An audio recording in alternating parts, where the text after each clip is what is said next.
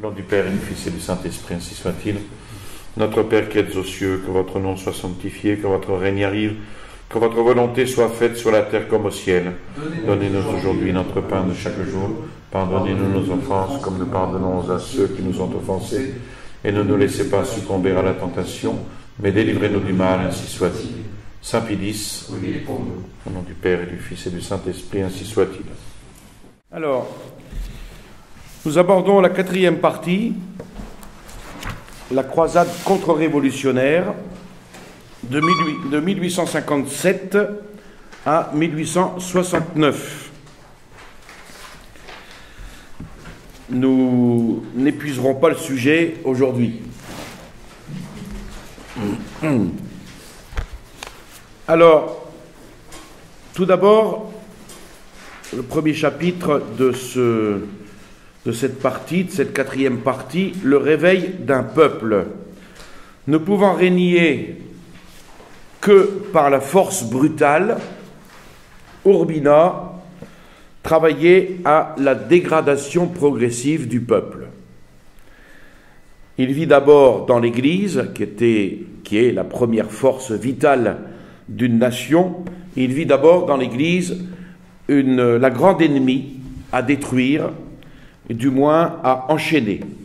Et donc il espère dans un premier temps corrompre les évêques et les prêtres, ou du moins les dominer. Donc dès son arrivée, Urbina destitue l'évêque de Guayaquil au profit d'une de ses créatures. Naturellement, l'intrus n'obtint pas l'investiture du Saint-Siège et Urbina recula devant le schisme, mais il se vengea sur son agent d'affaires à Rome, le marquis de Lorenzana, qu'il révoqua brutalement. Et va commencer toute une série d'attentats contre le clergé, dans le but évident de le démoraliser. Il va donc faire main basse sur les couvents pour y loger ses soldats, sous prétexte d'insuffisance des casernes, et donc, bien sûr, désorganiser. Les corps religieux vont tomber très vite dans un état de décadence irrémédiable. À la faveur ensuite des lois qui lui donnaient la haute main sur les séminaires, Urbina va choisir pour directeur des hommes dévoués à sa politique, tentant même de séculariser complètement les instituts ecclésiastiques en y introduisant des administrations mixtes, prêtres et laïcs si bien triés que l'évêque ne parvenait à faire prévaloir une idée salutaire. Alors, pour déconsidérer le ministère paroissial, les journaux libéraux favorisés par Urbina ne cessaient d'entretenir le peuple des abus, des scandales du clergé, exagérant les moindres fautes, dénaturant les actes les plus innocents et calomniant avec la plus cynique audace, chose que l'on connaît aujourd'hui. On vit les collèges transformés en casernes, les écoles primaires complètement abandonnées, l'université tuée par une loi dite de liberté des études qui autorisait les élèves à prendre leur grade sans suivre les cours des facultés. De là, la paresse, l'ignorance, la corruption, la ruine absolue des études, une extinction calculée de toute civilisation et un abrutissement général de la nation. Alors, pendant que les provinces de l'intérieur du pays gémissaient sous le joug de fer d'Urbina, Robles et Franco terrorisaient le littoral. On nous racontait qu'assassinats d'officiers, de juges, de prêtres même, et puis pour remplir ces coffres qui étaient vides, le despote avait inventé le délit de floréanisme. C'était par rapport à Florès que nous avions vu la dernière fois. Ces journaux signalaient à chaque instant des bandes révolutionnaires organisées par Flores. Alors apparaissaient des décrets financiers qui prenaient le nom de contributions forcées. Les caisses du fisc remplies, l'ombre de Flores s'évanouissait comme par enchantement. Et si les spoliés se montraient récalcitrants, ils les jetaient en prison ou vendaient leurs meubles. Ainsi, seigneur et maître du pays, il osa concevoir le dessein d'aliéner même une partie du territoire. En 1854, les Équatoriens apprirent, en 1854, pardon, les Équatoriens apprirent par une notification du journal officiel que les îles Galápagos renfermaient d'immenses dépôts de guano. Or, le gouvernement de l'Équateur, ne possédant pas encore une flotte assez considérable pour défendre cette précieuse Californie contre les pirates de toutes les nations, en avait très judicieusement cédé l'exploitation aux États-Unis, moyennant une somme de 3 millions de piastres. Or, le corps diplomatique, informé que ces îles ne renfermaient aucune parcelle de guano, mais qu'Urbina les avait purement et simplement vendues aux États-Unis, ce corps diplomatique éleva une protestation solennelle contre cet odieux marché, au point qu'Urbina dut réaliser le contrat et perdit ses 3 millions. Il descendit donc d'un degré de plus dans le mépris du peuple. On ne comptait plus les nombreux exils de tout récalcitrants, les journaux encensaient le maître qui les payait, on trouva des jeunes gens habitués des orgies présidentielles pour fonder un nouveau journal, La Libertad, pour saper, de concert avec Urbina, toutes les institutions sociales et religieuses. Et sur le point de terminer sa carrière présidentielle, des citoyens courageux vont créer un périodique, El Espectador. En janvier 1855, dans le but de revendiquer les droits de la religion et de la patrie, voilà ce que disaient les rédacteurs. Nous ne voulons ni du despotisme qui enchaîne la pensée, ni de la démagogie qui la corrompt. Nous haïssons également le cimeterre des tyrans et le poignard des révolutionnaires. Catholiques et patriotes, nous voulons la religion parce qu'elle a brisé les chaînes de la servitude et relevé les malheureux broyés sous le poids des despotes. Cette religion, nous la défendrons jusqu'au dernier soupir. Urbina, furieux, on osait le critiquer, alors s'annonçait une nouvelle vague d'exil.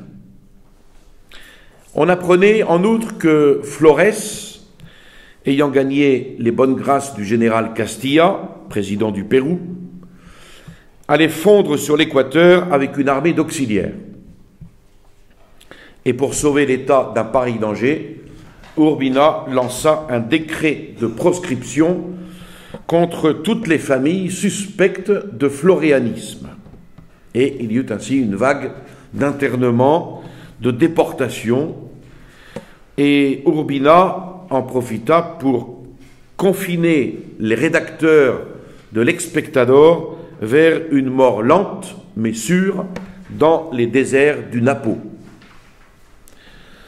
Cette razzia de conservateurs, au moment de l'élection présidentielle, était un coup de maître. Le parti décapité par la perte de ses chefs, les électeurs terrorisés, il fallait donc renoncer à la lutte. Et ces 4 années qui pesaient sur l'Équateur allaient fatalement aboutir à une nouvelle période d'oppression. De fait, les patriotes ne présentèrent même pas de candidats et le débat se limita entre 5 ou 6 personnalités appartenant aux différentes nuances du Parti démocratique, tels que Pedro Moncayo, un des docteurs du radicalisme, Gómez de la Torre, qui était un riche propriétaire désireux de faire prédominer l'élément civil sur l'élément militaire, le ministre Bustamante, qui était ennemi des persécutions religieuses, et le général Robles, gouverneur de Guayaquil, qui était une créature et une doublure d'Urbina. Alors, au milieu de ces rivalités, Urbina pensa peut-être un instant conserver le pouvoir, mais les démocrates mécontents s'étant ralliés autour de Gómez de la Torre, il soutint la candidature de Robles, lequel manœuvrait selon ses désirs et assurerait sa réélection dans 4 ans. Cependant, comment imposer un tel ridicule mannequin? Il trouva un moyen, celui d'investir Robles d'un pouvoir discrétionnaire sur les prisonniers qui remplissaient les prisons. Et ce dernier, juste au moment de chauffer sa candidature, rendit la liberté à tous ses prisonniers. L'hypocrisie eut un succès et Robles l'emporta. Il l'emporta de 79 voix sur son concurrent. Fin 1856, après une délibération du Congrès sur une proposition d'amnistie, les amis de García Moreno demandèrent pour lui, à Robles, un sauf-conduit. Et Robles l'accorda, pensant que cet acte lui gagnerait peut-être le cœur des habitants de Quito, faute que l'implacable Urbina n'aurait certainement pas commise. Mais Robles n'avait pas assez d'intelligence pour deviner l'homme à craindre qu'était García Moreno. Donc à peine arrivé, les distinctions les plus flatteuses, les plus honorables, lui furent décernées, et avec un empressement d'autant plus masqué qu'on voulait, en l'exaltant, rabaisser ses persécuteurs. La municipalité de Quito le nomma juge de première instance. Quelque temps après, la charge de recteur de l'université devenue vacante, les docteurs, investis du droit de nomination, choisirent García Moreno. Il stimula alors au travail professeurs et élèves en accordant les grades non plus à la faveur, mais au savoir. Lui-même présidait aux examens, écartant impitoyablement tout candidat incapable.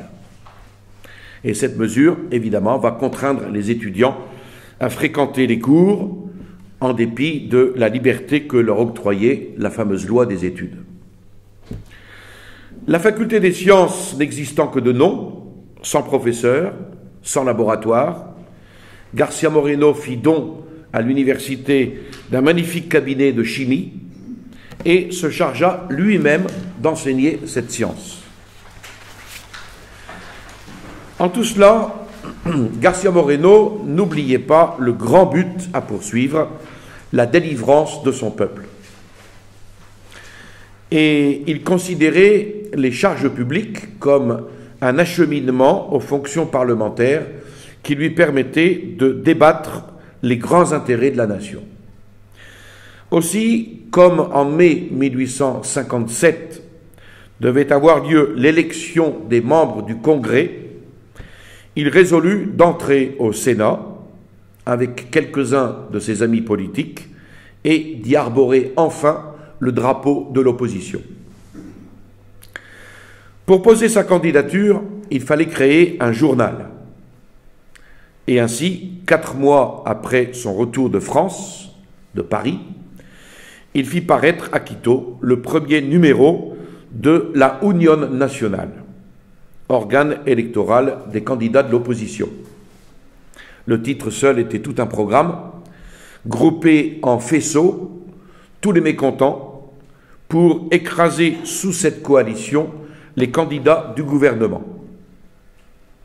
Alors certes, on ne fonde rien avec des coalitions, mais ce sont parfois d'excellents béliers pour démolir. Cependant, García Moreno tenait d'une main ferme le but que poursuivait le Nouveau Journal. Je cite: « Quand une cité ensevelie dans les ténèbres d'une nuit profonde se livre aux douceurs du sommeil, un grand silence règne autour d'elle. C'est à cette heure que l'assassin saisit son poignard, quitte son repère et se rend sur le théâtre choisi par lui pour un nouveau crime. Sûr de l'impunité, car la nuit lui sert de voile et ses victimes sont endormies, il avance hardiment, attaque dans l'ombre la demeure paisible de l'honnête homme et d'une main le dévalise pendant que de l'autre il s'apprête à l'égorger.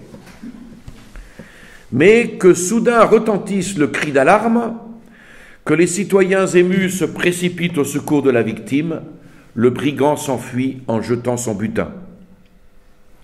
De même, une nation, abreuvée d'outrages, réduite au désespoir par une longue série de revers, cherche dans le sommeil l'oubli de ses douleurs. Malheur à elle si elle ne se réveille pas avant l'attentat final. Malheur à ses fils si, au lieu de voler à son secours, ils se plongent dans un lâche repos ou se livrent aux fureurs de la discorde. L'Équateur se trouve-t-il aujourd'hui dans cette effroyable passe?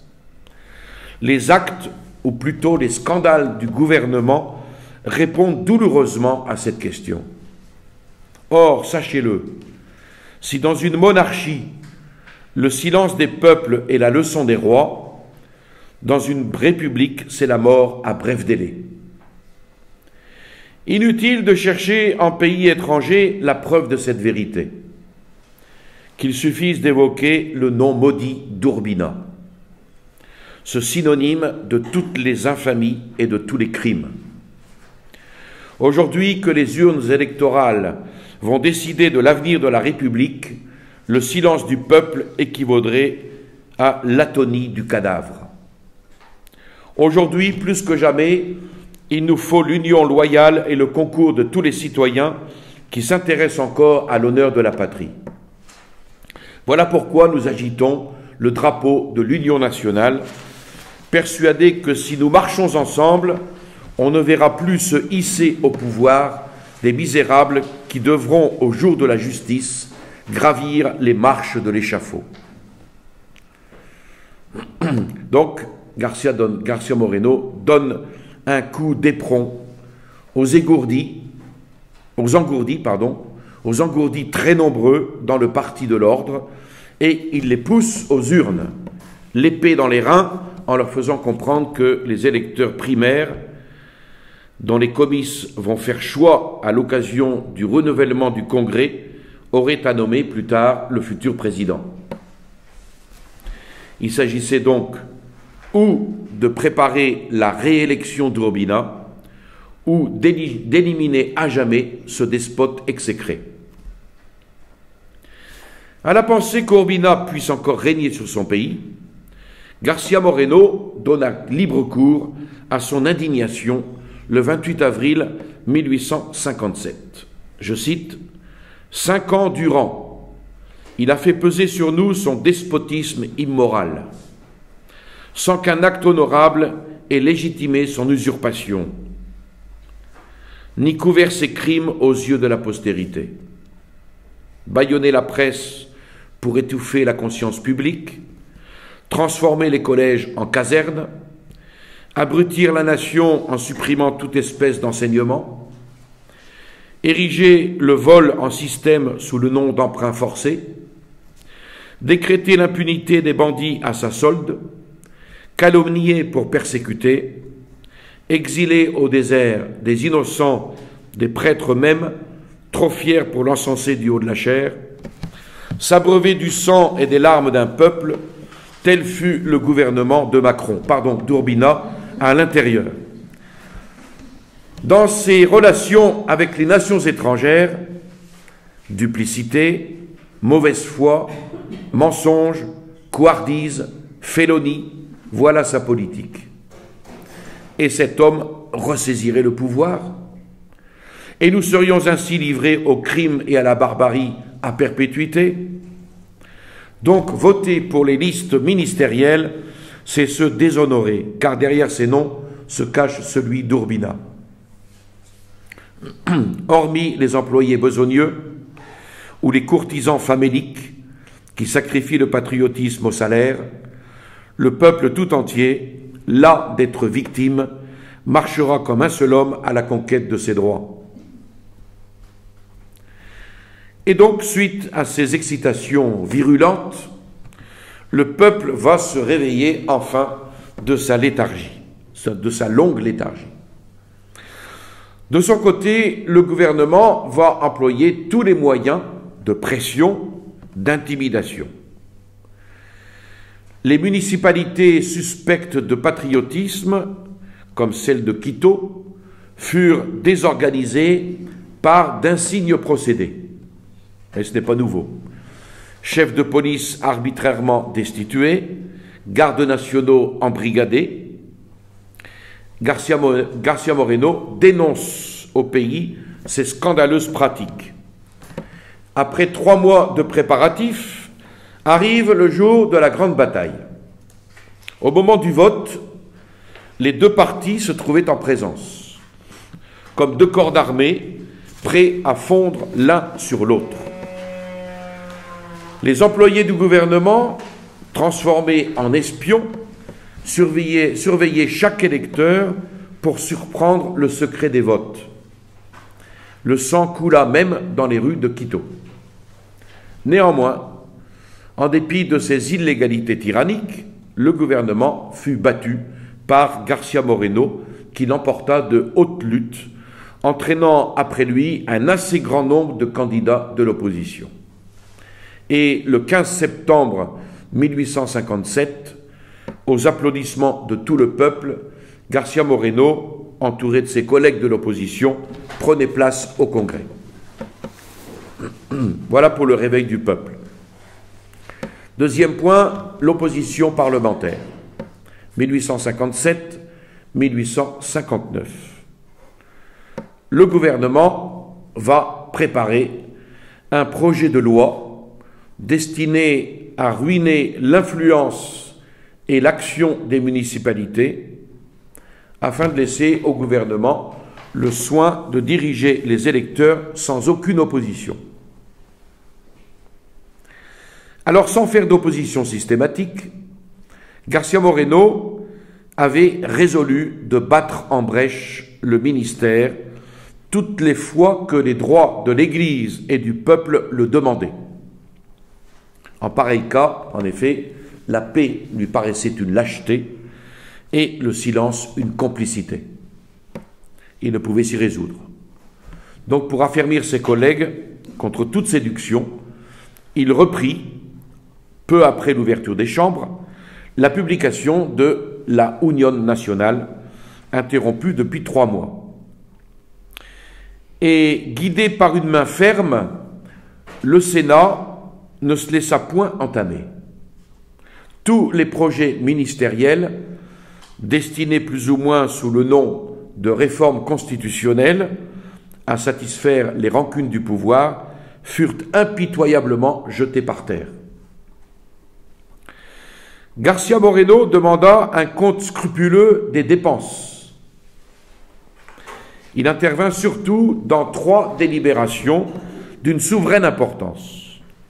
La première concernait l'impôt de capitation qui pesait depuis le temps de la conquête sur la pauvre race indigène.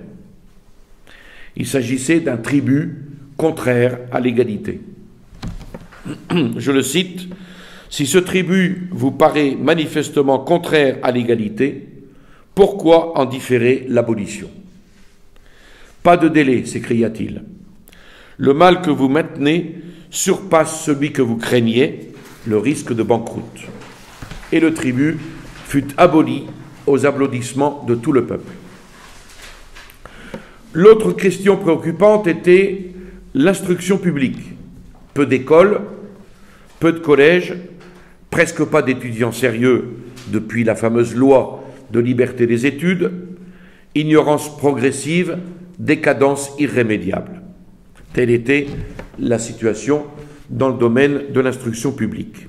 Donc García Moreno va présenter sur l'enseignement à tous les degrés une loi organique sur le modèle des systèmes européens. Mais il va échouer, malgré son éloquence, face à un gouvernement obstiné, entêté dans sa routine et opposant à toute espèce de progrès la pénurie du trésor. Ainsi, disait García Moreno, dans un rapport au ministre de l'Instruction publique, ainsi on légalise la paresse, on éteint toute lumière et l'on se tranquillise parce qu'on a sauvé les apparences au moyen de faux titres et de grades immérités. Et puis la troisième question est celle des loges maçonniques. Qu'Urbina avait laissé s'établir subrepticement à Guayaquil, au nom de la religion qui les anathématise et de la société dont ces institutions sataniques ne cessent de saper les fondements. García Moreno demanda la fermeture des loges. La motion fut votée dans des termes assez désagréables pour le ministère, c'est la fameuse loi du 13-11-1857, la religion catholique étant la religion de tous les citoyens, la seule reconnue par la Constitution, on ne peut, sans inconséquence, admettre la création de sociétés irréligieuses. Cependant, comme par négligence ou connivence, on a laissé s'introduire à l'Équateur des sociétés secrètes d'un caractère notoirement irréligieux. Le Congrès décrète la dissolution des loges maçonniques et autres associations réprouvées par l'Église. Mais il en fut de cette loi, comme de toutes les autres, issues de l'initiative parlementaire. Usant de ses prérogatives, le gouvernement en appela au Congrès mieux informé. Dans l'intervalle de ces sessions, ces journaux représentèrent les membres de la majorité comme les apôtres de l'intolérance, des nouveaux Torquemada, impatients de rallumer à l'Équateur les bûchers de l'Inquisition. Puis, quand il crut l'opinion suffisamment préparée, le ministre remit la question sur le tapis, prétendant que les sociétés visées n'avaient aucun caractère religieux et que d'ailleurs, fussent-elles impies et réprouvées par l'Église, ni la Constitution, ni la loi n'autorisaient le gouvernement à les dissoudre. La majorité libérale consentit à se déjuger et la loi resta lettre morte. Donc, sauf l'abolition du tribut indien, cette session de 1857 fut donc absolument stérile du point de vue législatif. Et c'est ce qui va d'ailleurs plus tard, on le verra, inciter García Moreno, pour accepter la présidence, de changer la Constitution. Parce que là, on a l'exemple type d'une Constitution qui empêche absolument toute réaction salutaire. Cependant, moralement, elle exerça quand même une influence immense sur le pays. Parce qu'il fut désormais prouvé à tous qu'après avoir jeté le peuple au plus bas degré de l'abjection, le gouvernement se trouvait impuissant à le relever. Encore une fois, l'instruction radicalement détruite, le trésor épuisé par le militarisme et la bureaucratie, les hommes de gouvernement livrés aux sociétés maçonniques, il n'en fallait pas tant pour exciter le mépris et la colère contre les détenteurs exécrés du pouvoir. De plus, les relations avec les puissances étrangères étaient loin d'être cordiales et harmonieuses. Depuis longtemps, une question litigieuse relative aux frontières agitait l'Équateur et le Pérou. Et en vue d'amortir sa dette extérieure, l'Équateur avait cédé à ses créanciers, anglais et américains, des terrains assez considérables dans la province orientale, terrains d'ailleurs incultes. Le Pérou réclama, contre cette aliénation d'un territoire qu'il prétendait injustement lui appartenir, en vertu d'anciennes délimitations. Donc à l'âpreté des revendications se joignait une antipathie profonde pour Urbina et Robles. Le général Castilla, président du Pérou depuis 1856, avait donc refusé de se faire l'exécuteur des hautes œuvres d'Urbina contre Flores. Urbina voulait absolument fermer tous les ports d'Amérique à son ancien maître et seigneur. Loin d'acquiescer à cet ostracisme, Castilla reçut Flores avec toutes sortes de démonstrations d'amitié jusqu'à lui offrir une pension. Urbina se vengea, favorisa des tentatives de révolution contre Castilla, dépouilla ou emprisonna même des nationaux du Pérou. Robles rompit les négociations avec l'ambassadeur Cavero et lui renvoya ses passeports. Castilla répondit par un ultimatum dans lequel il exigeait la réadmission de l'ambassadeur outragé et menaçait, en cas de refus, de bloquer immédiatement le port de Guayaquil. Députés et sénateurs avaient suivi avec attention les péripéties de cette longue négociation qui paraissait devoir se résoudre par une guerre contre le Pérou.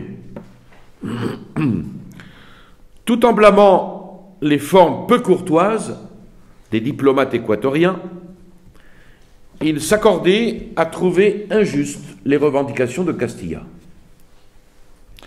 Ainsi, quand Robles réclama du Congrès les pouvoirs extraordinaires nécessités par la situation, les représentants, sous la seule inspiration du patriotisme, rendirent un décret qui autorisait le gouvernement à transporter le siège de l'État à Riobamba ou à Cuenca tout le temps que durerait le péril actuel et de plus à contracter un emprunt de 3 millions de piastres. Le Congrès spécifia cependant certaines restrictions, la défense de transférer la capitale à Guayaquil, la défense de conserver après la guerre les facultés exceptionnelles dont le gouvernement se trouvait momentanément investi. Ceci afin évidemment de ne pas confier des pouvoirs illimités à des autocrates tels que Urbina et Robles. Voilà les dispositions, telles étaient les dispositions des représentants quand Urbina quitta son gouvernement de Guayaquil et revint s'installer à Quito pour exercer au nom de son comparse les pouvoirs dictatoriaux, à savoir ses basses vengeances. Le recrutement des soldats s'opéra d'une manière arbitraire et de façon à froisser les populations. On décréta des emprunts forcés. Le gouvernement paraissait faire ses préparatifs de combat, non pas contre le Pérou, mais contre l'Équateur. Et puis, diverses nouvelles, plus ou moins alarmantes, circulaient dans la capitale. On parlait ouvertement d'un coup d'État, de la dissolution des chambres, de la translation de la capitale à Guayaquil, malgré le décret du Congrès. Et puis, enfin, on racontait que Urbina et Robles traitaient de nouveau, avec un agent des États-Unis, de la cession des îles de Galápagos contre 3 millions de piastres. Alors là, sous le coup de l'émotion générale, le Congrès se réunit d'office afin de conjurer ce nouveau danger qui menaçait le pays. et dans une séance des plus agitées, le Sénat délibéra sur le retrait des pouvoirs extraordinaires concédés au gouvernement, en alléguant pour motif que l'imminence de la guerre avait disparu. Après une discussion des plus orageuses, l'Assemblée se sépara sans rien conclure. Le lendemain, le président intervint dans la délibération par un message où l'indignation était forcée à merveille. Et cette irritation et le dédain blessèrent au vif les membres du Sénat.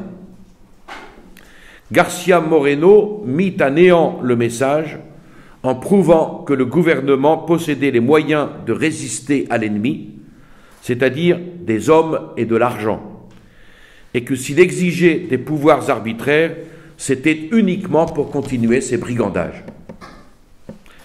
Après 2 jours de délibération, Urbina, qui voulait en finir, donna l'ordre à une escouade de Taurás de se porter le lendemain à la barre de l'Assemblée et d'arrêter en pleine séance García Moreno s'il se permettait de nouvelles invectives. Le bruit de ce guet-apens ayant transpiré dans le public, les jeunes gens, enthousiastes de García Moreno, le supplièrent de ne pas assister à la séance du lendemain, parce que les sbires apostés par Urbina n'hésiteraient pas à l'assassiner. Il répondit que jamais il ne reculerait devant ces vils criminels, ni devant un danger quelconque. Et il se rendit donc à la séance du Sénat, escorté dès son arrivée par de jeunes patriotes accourus de tous les points de la ville. García Moreno reprit les débats avec plus d'animosité que la veille. Il fut encore plus agressif et plus mordant que jamais. Le retrait des pouvoirs fut enfin voté à une grande majorité. Les 2 despotes crurent qu'il serait plus facile d'intimider la Chambre des députés, mais en vain, elle vota le retrait des pouvoirs. 11 députés, n'osant employer la force pour dissoudre le Congrès, Urbina eut recours à la ruse. 11 députés, à sa dévotion, désertèrent lâchement leur poste et, par cette manœuvre, rendirent impossible toute délibération de l'Assemblée. Et faute du nombre de votants exigé par la Constitution, la représentation nationale fut anéantie, de fait, pour faire place à une nouvelle dictature qui prit le nom de Direction suprême de la guerre. Donc après avoir créé Urbina, général en chef de l'armée, Robles partit pour Guayaquil. Et le 3e point de cette 4e partie, c'est le soulèvement national, 1859. L'exaspération des esprits, après ce coup d'État du gouvernement contre le Congrès, était immense.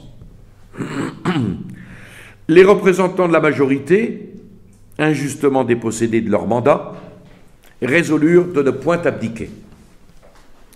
Et c'est sous l'impulsion de García Moreno que députés et sénateurs vont rédiger une protestation indignée contre la dissolution du Congrès et contre les manœuvres déloyales pour ce faire. Ils déclarèrent et dénoncèrent la dictature comme absolument illégale et inconstitutionnelle, puis déclarèrent laisser aux usurpateurs la responsabilité des effroyables calamités qui allaient fondre sur le pays et peut-être l'anéantir. Le gouvernement quitta la capitale pour se transférer à Guayaquil, en face de l'ennemi. C'était narguer la majorité qui avait accordé tous les pouvoirs, sauf celui de transporter à Guayaquil le siège du gouvernement. C'était en outre abandonner les provinces de l'intérieur à la merci d'une soldatesque sans frein, et puis c'était aussi provoquer la guerre civile. Donc, au nom de la ville délaissée, au nom de tous les intérêts compromis, le conseil municipal de Quito protesta contre l'illégalité et l'iniquité d'une pareille mesure. Ces énergiques réclamations parvinrent à la connaissance du public grâce à l'héroïque dévouement de l'imprimeur Valencia, qui ne craignit point d'affronter la colère des deux despotes, Urbina et Robles. Et cette colère devint bientôt du délire. Sur l'ordre du gouvernement, plusieurs conseillers municipaux furent saisis et déportés, et parmi eux des vieillards distingués par leur talent et leur service. L'imprimeur Valencia, condamné à l'exil, quittait la patrie sous bonne escorte avec d'autres victimes de la tyrannie, lorsqu'ils s'aperçurent qu'ils avaient affaire non à des soldats, mais à des assassins. Y arrivés dans la plaine de Cunchibamba, bien qu'ils essayèrent de fuir, certains le purent, mais Valencia fut attaché à un arbre et fusillé. García Moreno prit alors la plume pour dénoncer l'incarcération barbare des nobles généraux que tout le peuple vénérait et admirait. Les démocrates eux-mêmes stigmatisèrent le régime barbare qui s'imposait à l'Équateur. Le général Moncayo, soutien d'Urbina, pour avoir réclamé l'exécution des lois et défendre la Constitution, fut jeté en prison. Peu s'en fallut que García Moreno ne subit le même sort. S'étant en effet rendu à Guayaquil pour conférer avec ses amis sur le moyen de sauver le pays, on le suspecta de comploter contre le gouvernement. Décrété d'exil, il eut juste le temps de gagner un vaisseau et de s'enfuir au Pérou. Les hommes influents dans l'armée, dans la noblesse et dans la bourgeoisie pensèrent qu'il n'était plus possible d'assister impassible au meurtre de la nation, mais que le moment était venu de proclamer la République en danger et de combattre pour l'autel et le foyer. Le ciel sembla donner lui-même le signal du bouleversement. Le 22 mars, un épouvantable tremblement de terre, en moins d'une minute, menaça de ruiner la capitale, comme un triste présage d'ébranlement plus profond dans l'ordre politique et moral. Le 4 avril, l'armée de Guayaquil, aux ordres du très brave mais très imprudent général Maldonado, se prononça contre les dictateurs. À 23 heures, le commandant d'Arquea, avec 20 hommes bien armés, se présenta chez le président Robles, qu'il trouva jouant gentiment aux cartes avec son ami Franco. Il l'arrêta, sans éprouver de résistance, et l'emmena à la caserne pour l'y incarcérer, lorsque Franco, qui s'était échappé, revint sur la petite troupe, pistolet au poing, et brûla la cervelle à Darquea. Pendant ce temps, au lieu d'appuyer le mouvement de ses inférieurs, Maldonado campait sur une hauteur avec ses meilleures troupes. En apprenant la mort de Darquea, il perdit contenance, et sur les avances qu'on lui fit, entra en pourparlers avec Robles. Les troupes mutinées rentrèrent dans leur quartier, sauf 500 hommes qui profitèrent de la bagarre pour déserter. Cet échec était de mauvais augure pour les patriotes. Les dictateurs enhardis exercèrent de nouvelles vengeances contre les chefs de l'opposition, mais survint une insurrection populaire qui balaya le gouvernement de Quito. Les forces militaires concentrées à Guayaquil et Cuenca ne suffirent pas pour contenir cette insurrection, et c'est ainsi que le 1er mai 1859, une troupe de jeunes gens, armés de vieux fusils, de lances et de bâtons, se ruèrent sur la caserne qui se rendit après une résistance assez faible. La déchéance du gouvernement fut prononcée aux acclamations de la multitude. Il fallait donc substituer un gouvernement à celui qu'on venait d'abattre. En effet, les personnages influents de la cité, convoqués par les chefs du mouvement, se réunirent au palais de l'université et décidèrent de former un gouvernement provisoire composé de 3 membres. Dans l'élection qui suivit immédiatement, le nom de García Moreno retentit le premier au milieu d'une tempête d'applaudissements. On lui adjoignit Carrión et Gómez de la Torre. L'Assemblée nomma aussi 3 suppléants, Chiriboga, Avilés et Carvajal. Et le pouvoir ainsi constitué, l'Assemblée générale signifia le pronunciamento du 1er mai au gouverneur de province. Le mouvement s'étendit comme une traînée de poudre dans tout l'intérieur et il ne resta de fait aux 2 dictateurs que les districts occupés par leurs troupes, Cuenca et Loja à l'intérieur, Guayaquil et Manabí sur la côte. Il fallait donc maintenant se préparer à une lutte terrible et l'on ne connaissait qu'un homme, hardi pour l'entreprendre et assez fort pour le mener à bonne fin, García Moreno, qui était alors réfugié au Pérou. Le gouvernement provisoire lui dépêcha un courrier pour lui annoncer comment le peuple avait disposé de lui sans le consulter. On le conjurait donc d'arriver en toute hâte pour se mettre à la tête des volontaires. Et n'étant pas homme à temporiser en pareil moment, il se mit en route, mais par des chemins adéquats et difficiles pour éviter les embuscades de l'ennemi. Et c'est ainsi qu'il va se diriger vers l'Équateur, au milieu des forêts, des déserts, par les défilés des montagnes, sur une route où l'attendaient de nombreuses épreuves, notamment son guide, piqué par une vipère et qui va expirer sous ses yeux, perdu dans les hauteurs des cordillères. Il va s'égarer dans d'affreuses solitudes, avec des vivres épuisés depuis 2 jours, sa mule épuisée qui s'affaissa sur le chemin, mourant de faim. Bref, il arriva quand même à Quito, où ses patriotes l'accueillirent comme un sauveur.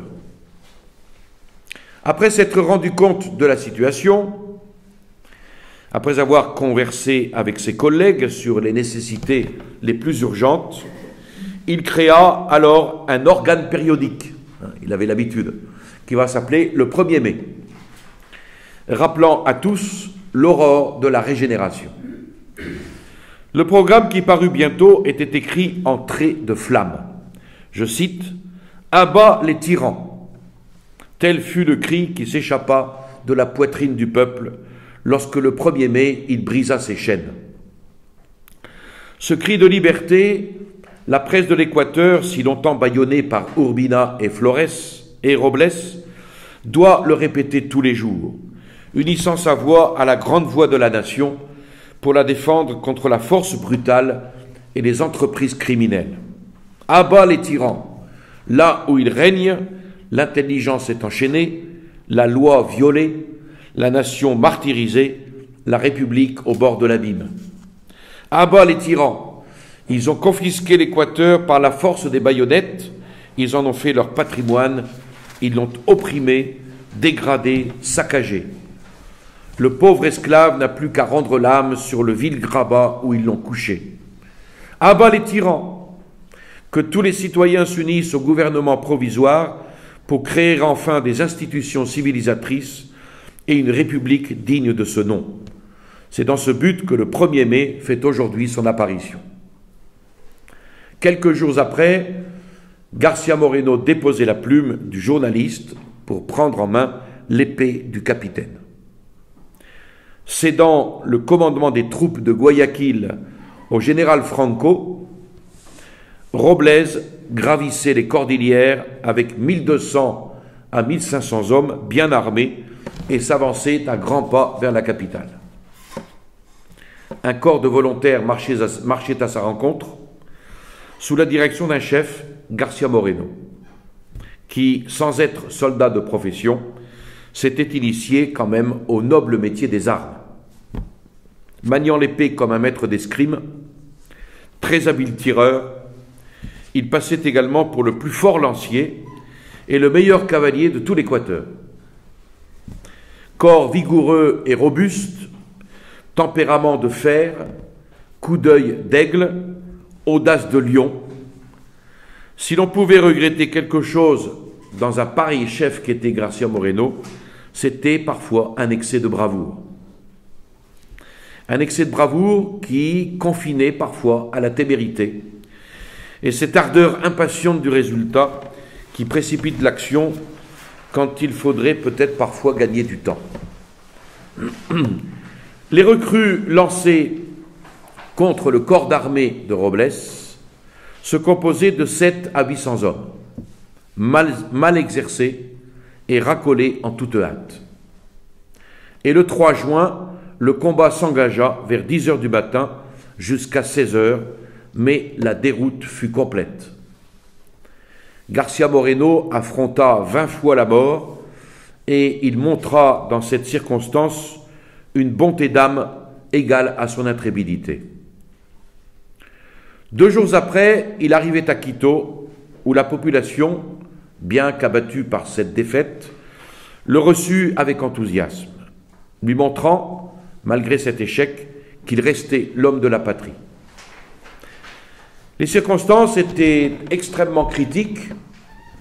Dans une conférence avec ses collègues du gouvernement provisoire, Garcia Moreno émit l'opinion que la lutte à main armée devenant impossible, il fallait recourir à la diplomatie.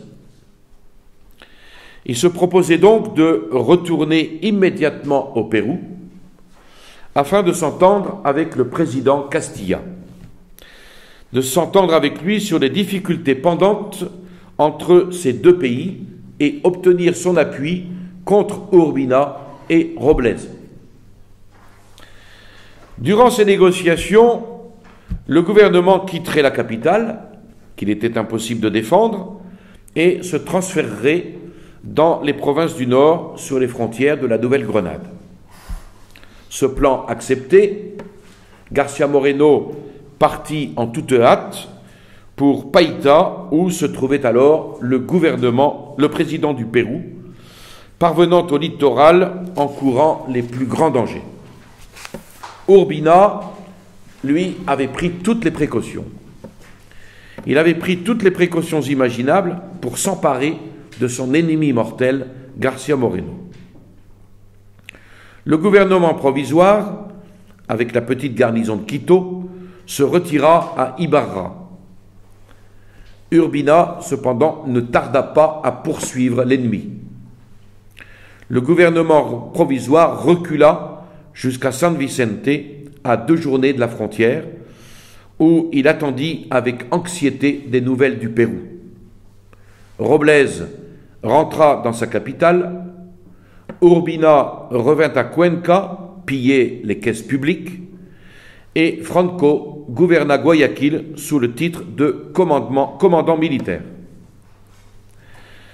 Avec un triumvirat de cette force et toute l'armée pour l'appuyer, la révolution du 1er mai, plus qu'agonisante, n'avait donc guère de chance de survivre. Le brave Carvajal organisait une nouvelle armée de volontaires sur le territoire de Pasto, et sa petite troupe comptait déjà 1 millier d'hommes, décidés à passer la frontière au moment favorable pour réorganiser le gouvernement provisoire.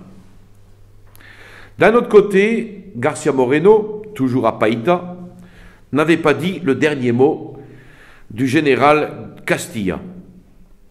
En dépit de ces belles paroles, Garcia Moreno se convainquit bien vite que Castilla convoitait tout simplement une portion du territoire équatorien et que l'on ne pouvait, sans forfait à l'honneur, rien attendre de ce politique, ou plutôt de ce politicard. En désespoir de cause, il résolut de s'adresser au patriotisme du général Franco, lui proposant d'abandonner le parti des deux misérables pour se rattacher avec son armée au gouvernement provisoire. Il y eut donc une entrevue entre Franco et García Moreno, mais Franco voulait bien débarrasser l'Équateur d'Urbina et de Robles, non au profit du gouvernement provisoire, mais pour s'élever lui-même à la présidence de la République. Vous voyez, ils sont toujours les mêmes. Toujours les mêmes dans l'histoire. Un mois après cette entrevue, le 21 août, on apprit, non sans stupéfaction, que par suite d'une convention entre Castilla et Franco, les provinces maritimes allaient se donner un gouvernement. C'était l'annonce d'un pronunciamento en faveur de Franco contre Urbina et Robles. Robles le comprit, si bien qu'à cette nouvelle, il se rendit à Guayaquil, mais au lieu de discuter avec Robles, Franco le fit saisir, le fit déporter sans aucune autre forme de procès. Et comme Urbina, informé de l'exil du président, venait se mettre à la disposition du nouvel autocrate, celui-ci l'embarqua sur un vaisseau qui venait de Panama et l'envoya brutalement rejoindre son comparse en pays étranger. Donc au moins, le pays s'était débarrassé de ces deux bons hommes. Ainsi, l'Équateur était débarrassé de ces deux hommes néfastes par un troisième larron. Sur ces entrefaites, de graves événements se passaient à Quito. On apprit que Carvajal avait, avec sa petite armée, battu à Quarantum les troupes du gouvernement. Il marchait sur la capitale, mais les patriotes n'eurent pas la patience de l'attendre. Et le 4 septembre, à la suite de nouvelles vexations du gouverneur, la population tout entière se souleva contre ses oppresseurs, les insurgés se ruant sur les casernes d'artillerie et forçant les soldats à mettre bas les armes. Et quelques jours après cette victoire du peuple, Carvajal arrivait à Quito avec sa troupe et le gouvernement provisoire, solennellement rétabli, reprenait ses fonctions dans la capitale. De son côté, le général Franco, jouant à Guayaquil la comédie concertée avec Castilla, convoquait les citoyens pour l'élection d'un chef suprême. Et le 6 septembre, sans tenir compte ni des provinces de l'intérieur, ni des populations du littoral dévouées au gouvernement de Quito, au mépris des règles les plus élémentaires du droit électoral, qui dans un vote de cette nature exige la majorité absolue, il mettait en avant une majorité relative de 161 voix contre 160, donnée spontanément à García Moreno, et se proclamait chef civil et militaire de la République. Comme quoi, ils sont toujours les mêmes. La suite au prochain numéro. Je vous salue Marie, pleine de grâce, le Seigneur est avec vous. Vous êtes bénie entre toutes les femmes, et Jésus, le fruit de vos entrailles, est béni. Sainte Marie, Mère de Dieu, priez pour nous pauvres pécheurs, maintenant et à l'heure de notre mort, ainsi soit-il. Au nom du Père et du Fils et du Saint-Esprit, ainsi soit-il.